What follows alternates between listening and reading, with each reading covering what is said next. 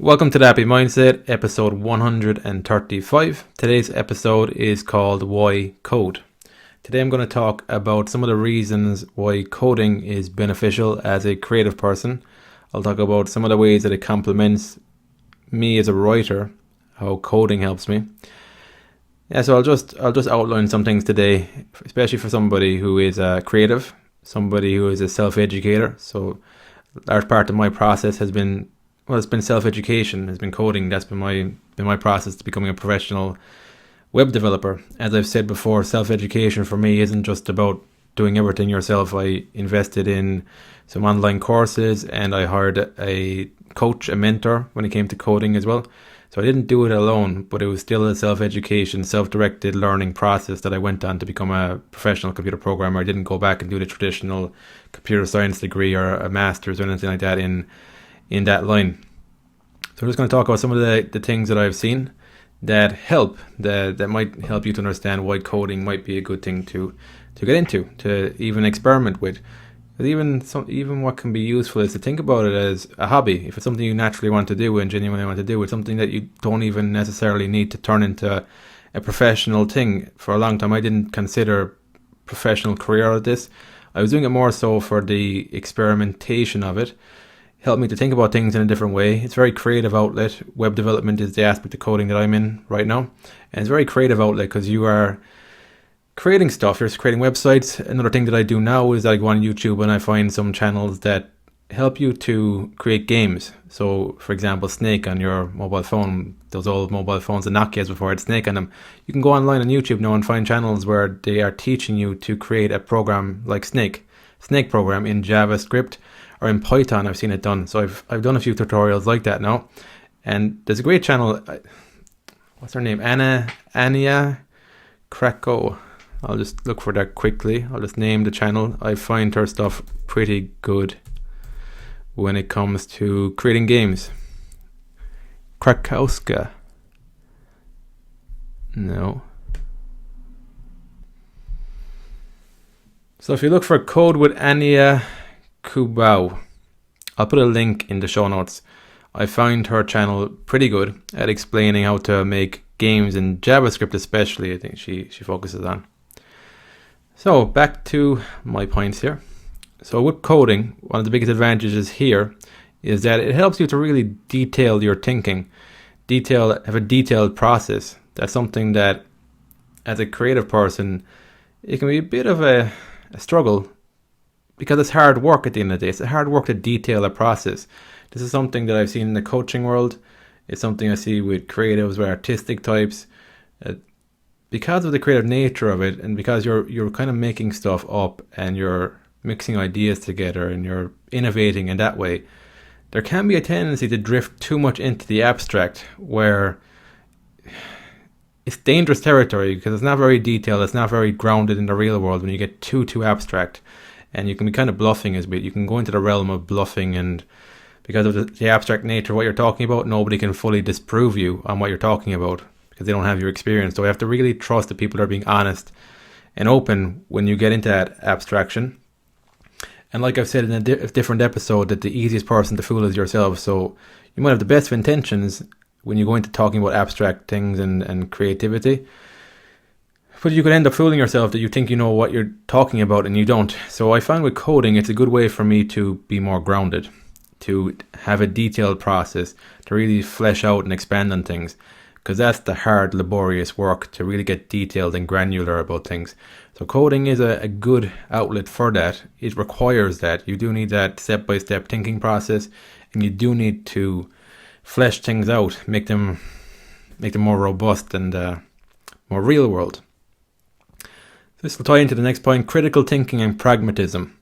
This will tie into the personal development world here. This is how coding helps to balance me out, as well as I'm in the personal development space because I'm in the self-education space. Because I see personal development, genuine personal development, as a vital component of self-education.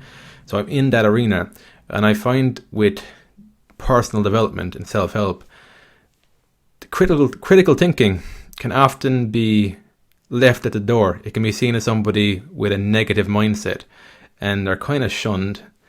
It's a difficult one because what you'll find with people who are overly positive thinking, they will shun the people who are negative thinking, and they'll lose an element of discernment from critical thinking and negativity that you don't get until you embrace critical thinking as well on the other side. So you need to have a balance of critical thinking and optimism. So that way you can siphon out the people who are just always negative, that it's not really a critical thinking they're implementing, it's just negativity for the sake of it, because it's very easy to be negative about something and not put forward any solutions. But you do need people who are critical thinkers, and that can come across as negative thinking if you're too on the positive thinking side. So I find with coding, it's a great outlet for me to practice critical thinking and pragmatism, because you're building real world projects, you're solving real world problems that are grounded in reality. So you have to have critical thinking for that, and coding is a great outlet for that, for developing that. And so that helps. That's kind of like an antidote to the personal development that can go too much on the positive thinking side and shun the non-believers kind of thing. The next thing I would say is that coding, it helps me to combine the art and sciences. So I would see my writing is more artistic, a bit more creative, a bit more subjective, and then I would see my coding is a bit more logical, a bit more, I suppose, practical, pragmatic, and that will also trickle over a bit more into my writing as well. Because of that, I'm the same person. I'm the writer and I'm the programmer here. Even in coding itself, there is an art and science within coding itself. So in its detail, in its implementation, it's very logical, it's very scientific, in that you can clearly see whether something works or not, or whether there's bugs in it, whether it works or not. That's quite scientific. There's proof, there's evidence there. But it's also artistic in the sense that there's numerous ways of solving the same problem, and there's numerous ways of solving the same problem. And there's what you'll find with coding, the people who start mastering it, they're very efficient and clean with their code. Even in the layout, there's people who like things to look well. Even the code itself, for it to be structured, to be laid out well, they're very precise on things that another person might say that doesn't necessarily matter. It might look a bit messy, but it does the job. So there's an art element to it there, in the care you take in how the code looks, how you present it, and in even the better you get, the simpler you can express things as well. As a writer, I find that as well, is that the more you understand the topic, the deeper understanding you have of a topic, the more in layman simple terms you're able to express it. So there's an art and science to it. That's what I like about coding. And this will also tie into my next point, teamwork. So as a programmer, I don't know of any computer programmers that work in isolation from anybody else, that they're not as part of some team somewhere, or at some point in their career they've been a part of a team.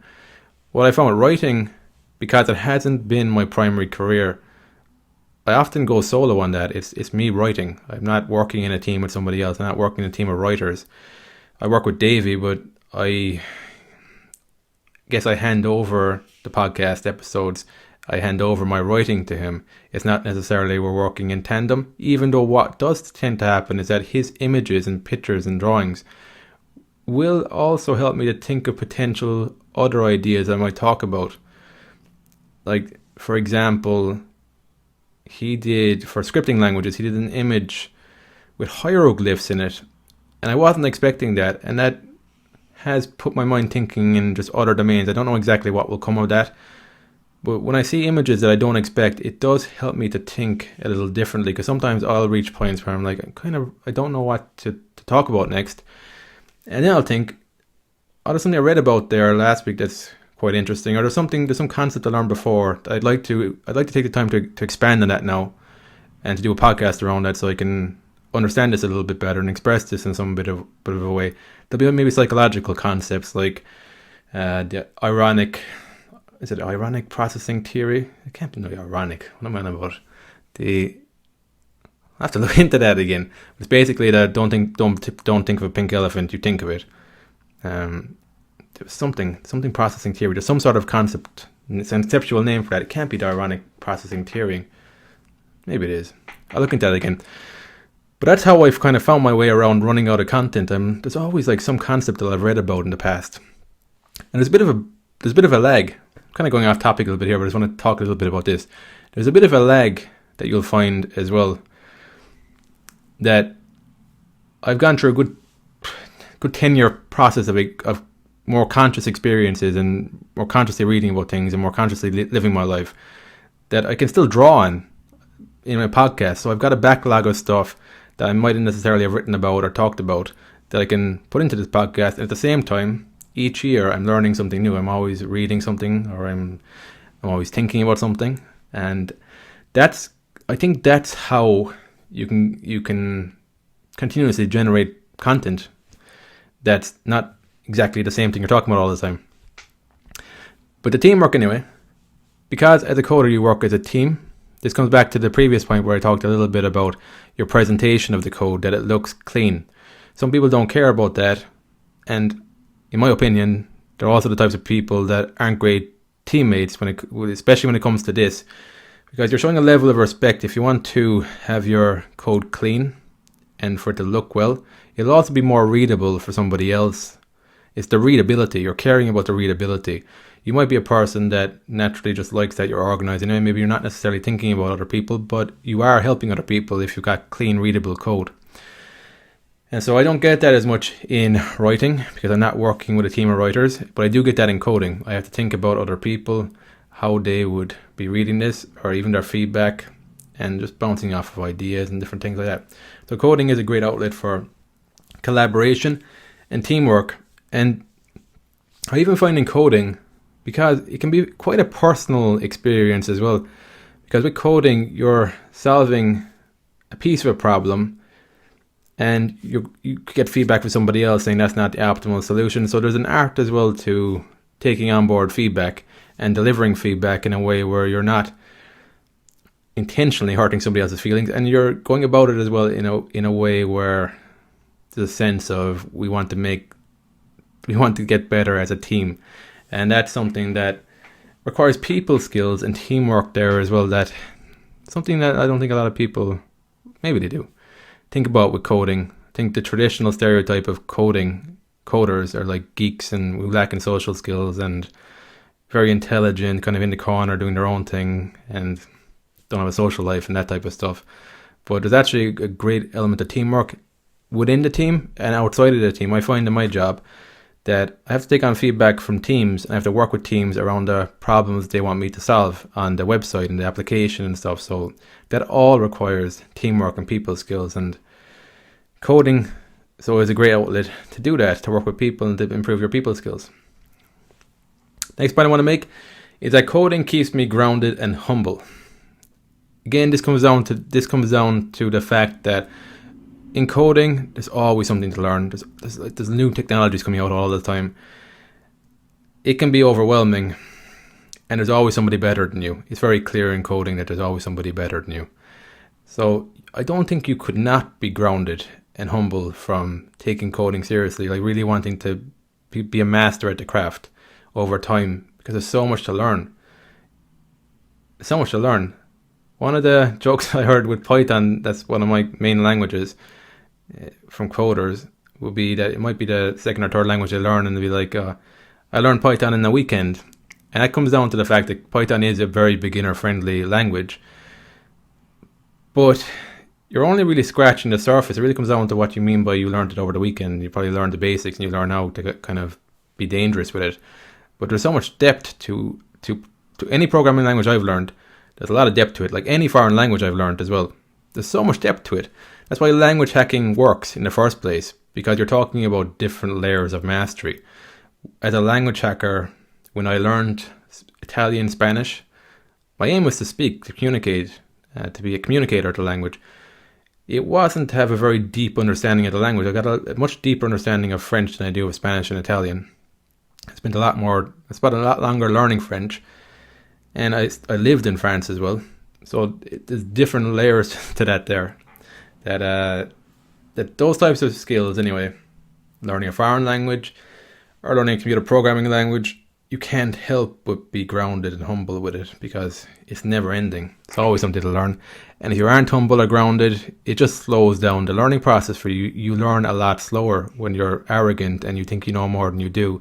That'll tie into you won't be a good team player either. People won't like working with you even if you got the best critical thinking skills in the world. If you're an asshole or you're not grounded in reality and you think you're better, you think you know more than you do, people very quickly get sick of that and they won't want to work with you. That's something to keep in mind. And the last point I want to make here is it's just pretty cool. Like learning to code, it's a really cool feeling when you can build things and create things that wouldn't exist if you didn't learn to code. You building a website or building a game, these are all things that wouldn't be out there if you didn't take the time to learn to code. And you can see how powerful coding is. And as well, you see the link between human thought and code. You start realizing that human thought is more powerful than code because human thought is what made the code in the first place. And you're just looking at that and you're like, because you realize that coding is really powerful. Coding is powering so much of the world today. And it's continually powering more and more as we advance with machine learning and AI and everything. It's just going to take over more and more stuff. But in essence, it comes from human thought, which is very, very powerful. I think we take that for granted in our day-to-day life because we're not consciously working through our thinking. So I do that through writing and I do that through coding.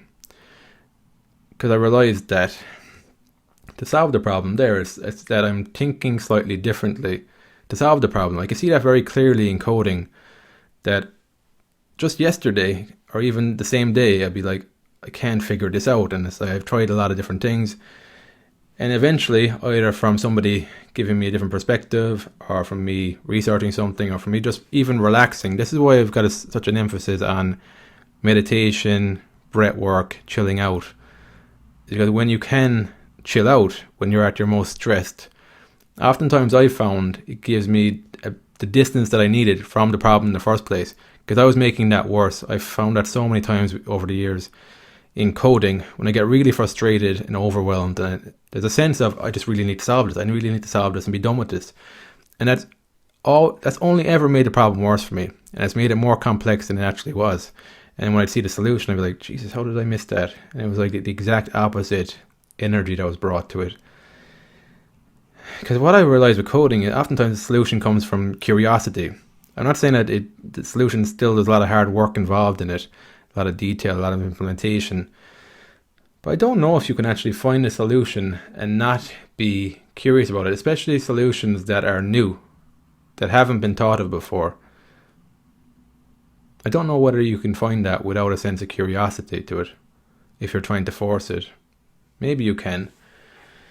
But 9 times out of 10 in my life, I think, the solutions I've found in my life, whether they be programming, whether they be mental health stuff as well, the problems I've encountered, whether they be writing problems, any types of problems, relationship problems, it's generally been from curiosity or a level of introspection and self-honesty that I wasn't able to access before that point. They're usually been the entry points to forward momentum in any of those domains. So that's what I just wanted to touch on for coding today.